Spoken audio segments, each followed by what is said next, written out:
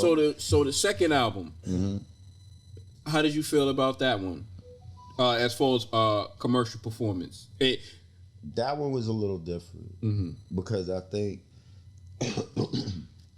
pardon me, I think the beauty with everyone's first album is you're a virgin in the sense of you don't know the music industry. So you don't know SoundScan, and you don't know BDS, and you don't know key regions, and you don't know blue list, pink list. You don't know demographics. You're not thinking of any of these things. Yeah. You're just listening to music, and it's telling you what to say to it. But once you get in the game, that sort of kind of wears off because now you're seeing. Yeah. It's like a magician showing you the magic trick. Unveiling itself. So the second album, you kind of, I think, you kind of place things more strategically. Like if you listen to anyone's second album, it's usually more strategic than the first. That's a fact. Right about that. Yeah, it's that's when you get the sophomore slump because right. And because you don't make it better. So they start trying to overthink that album. And you kind of using your demo songs on the first album. Yeah. Like I said, your songs in your first joint, they're just you being you. Yeah. Right. Your songs on your the second one is structured. It's the determination of what you need to do based on where you land. Yeah, that's a fact. Or what image you got and shit like that. Or where you want to go, where you want your trajectory to go. So me personally, I have mixed emotions about the second album. I love it as a body of work. I love it for the collaborations I was able to do. I love it for being a part of my catalog, but it's definitely not my favorite, and I definitely wasn't as in tune with myself as I would have wanted to have been. Yeah. So it is what it is. So, yeah. I can imagine that, like, just... Because now, because you know more, you plan for more things. It's not just... I'm just trying to make a great album. Now I'm trying to make a great album, and I'm trying to hit numbers. I'm trying to make this. You want to be. You know what I'm saying? You want to be epic. Yeah, exactly. You want to be epic and great. You know what I'm saying? But that's but. And you also, as we was mentioning, and along with all of that, you still have to find a way to keep up with the time. Yeah. Exactly. You don't have to be the times, but you have to marry yourself to the times. So what part of you can you do that would work for right now? Yeah. And I think a little of that with me was all over the place. Like I didn't know if I wanted to pop street, full pop, street only, something for the lady. Yeah, that gotta be crazy. That's hard, B. Right. That's hard, B. So you have all of these things that you're like, all right, right. What Frankenstein are we making today? Right. And at that point, I only knew that I had all these jigsaw pieces in front of me. I didn't really know. I wasn't certain enough about myself as to be able to say, okay, this we keep, this we leave.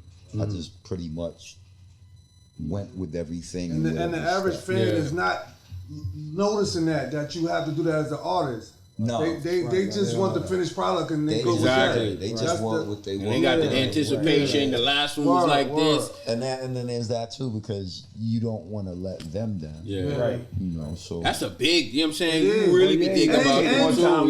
Not only that too, of falling off too, because that can hurt you too, and then you're like, damn, I'm back on regular, and I was a celebrity at one time, so that's an ill feeling. It's a lot of pressure. That is a lot of pressure. No, it is.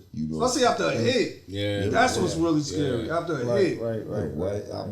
And then don't let your peers start heating up with you. And then that's a my God. So that's more pressure. Right. He was behind me. How you getting? He right. Or even, you just have so many opinions being given to you. Don't. Yeah. That's what I wanted to ask you too, was because I remember G was saying, who to listen to, right. G was talking about how the times was changing, was transitioning. Right. When it was transitioning, was there people telling you, what was the people in your corner telling you? Was they like, maybe you should try this? Or stay with, stay down the way it was mixed. Because I would have my set of folk that I grew up with, my day ones, and then I would have my set of folk that I'm with every day, and I have a working relationship with, and we're here every day. And then I would have my constituents in terms of peers that are in the game, and then you have your family and all that shit. And you just hear all of these, that you should this, you should that. What Hope said, everybody could tell you how to do it, they never did it. Yeah. Right. Yeah. And so with me, I just started hearing so much from everybody. I was like, yeah, I gotta back up and get away from all this shit. Yeah, so yeah. We actually recorded some of it in Bearsville, which is like upstate New York, and you sleep there. Right, it's a big studio facility. You sleep there, and it's a compound, and you can eat there, and you're sealed off from everything and everyone. And then that didn't work because I'm like, all right, now I'm not seeing anything to inspire me. Yeah. So I was stealing the truck, driving to the tunnel on Sunday, and then driving back upstate after I leave the you tunnel. was in the tunnel. You was in the. I've never been to the tunnel. I had a friend who always told me about the tunnel, and he was just like, it was the tunnel was crazy. The tunnel was crazy. But, it was just that thing, and whatever it was, I knew that I had a whole new set of weight on my shoulders, but I also knew I was like, yo, you here now, so you gotta get through it. You gotta make it work, and you gotta make it lightning. And you just take it from there. So the second album drops, it did what it did. Now, because you said you only did 2 albums on that. Yeah, I ended up leaving TVT between the second album coming out and the third album just getting underway. How does a person leave a label? I'm sure, I think back then they used to do like 7-album contracts and stuff like that. Well, I was fortunate in the sense that the day I decided to part with them, they didn't want to pursue anything. I didn't want to continue my relationship with them, and we both just amicably agreed to part with. Man, you got a big break, man. Yeah, you got a break. I did and I didn't. Wow. Well, it was a very nasty ordeal that led to the me saying I had enough. Yeah, this isn't between Irv, right? This is just again, I don't want to get in with Irv. At that point, it kind of, from my perspective, it felt like everyone versed me. Okay. Because Irv was on his way to fully being a part of Def Jam's infrastructure. Yeah. But he was still my A&R at TVT. That's a conflict of interest. The label, while they had very good intent, they just had a lot of issues with getting good personnel, and the label eventually just became like an ATM for people that wanted to transition between labels. So if you worked radio promotions and you wanted a big check, you would probably go to TVT. You talking about the staff? Right. Okay. So they had a lot of staffing issues that they couldn't correct. They couldn't. Yeah. They just couldn't. You couldn't call. You couldn't retain. It was just. I mean, pretty much all the cons of them being a brand new hip hop label and not having personnel that knew the culture and understood the culture. It all just came to a boiling point. And then with me, what they would do is, they would compensate with mistakes or errors by, just giving me money. And in the beginning, oh man, that's like the golden handcuffs, right? So it was cool in the beginning because I'm like, all right, great, I have money I wasn't counting on today, but all that money in the end is recoupable. So you're not really giving me anything. You're pretty much just loaning you money. You're pretty much loaning me my own money because you're pretty much just like, okay, yeah, you could have whatever you want, but right, but we have this. You're gonna recoup this back from us, so. So did you have to recoup that? Oh yeah, it's contractually part of the deal. But I mean, in the end. So how do you recoup that without putting out another album? Well, I had done enough where they could have moved forward. They didn't opt to do that because I didn't finish the third album.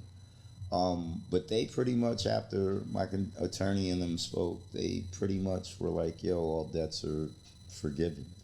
Which that's the part that never happens. No one is. Yeah. But do they write that off on taxes? Like, you always hear about people saying I mean, they stuff could have like at that. the end of the year used me as a write-off, and I'm pretty certain they did. But they, in terms of legality, they had every right to make my life miserable. Yeah. Like, they could have dragged me into court, and we could have been going through a whole bunch of back and forth, but they didn't do that. They were like, you can go, and we'll go too. And that's rare that happens, especially for the amount of, you know, allocated funds that were involved. But they were like, yo, we're okay with it. Yeah, and I heard TVT they don't like to let people go. I remember that watching one of them interviews. They were like, yo, there's not many of us that got out alive. Yeah, so he gave I think Lil Jon hell. Yeah, I was gonna say Lil Jon eventually. I know Pitbull went through his share of experiences, and so I think me, Lil Jon, and Pitbull are like the ones that, you know, we beat the lion and got out of the Coliseum. Probably made the most money in hip hop, and then I think they had 9 Inch Nails or some shit too. Yeah, they definitely that was their forte. Like, shout to Trent Reznor, very cool dude, like good dude. So they had 9 Inch Nails, they had Seven Dust. They had Avenged Sevenfold. They had all of these alternative music acts that we might not have known, but in the alternate music arena, they was making it happen. They had an impact. 9 Inch Nails is like, it's legendary. Yeah. I don't even listen, but I know 9 Inch Nails. You know what I'm saying? Like, nah, they was hitting. Exactly. That's a fact. So that, like, just to have somebody of that caliber. You know, they had Buju Banton. They had Gil I didn't know that. Yeah, they had Gil Scott Heron. Right. That's how. Oh no, they had a team right there. That's our boy. Gil Scott is official. Now let's do this morning. Yeah, no, Gil Scott is official. They had Gil Scott, and they had Bounty Killer. My man. So they had a diversified. They had a lineup, a nice lineup. Yeah. And there was so many things they could have had that had they done it. But as I said, if you're not ready, you're just not ready. Yeah. You know, so.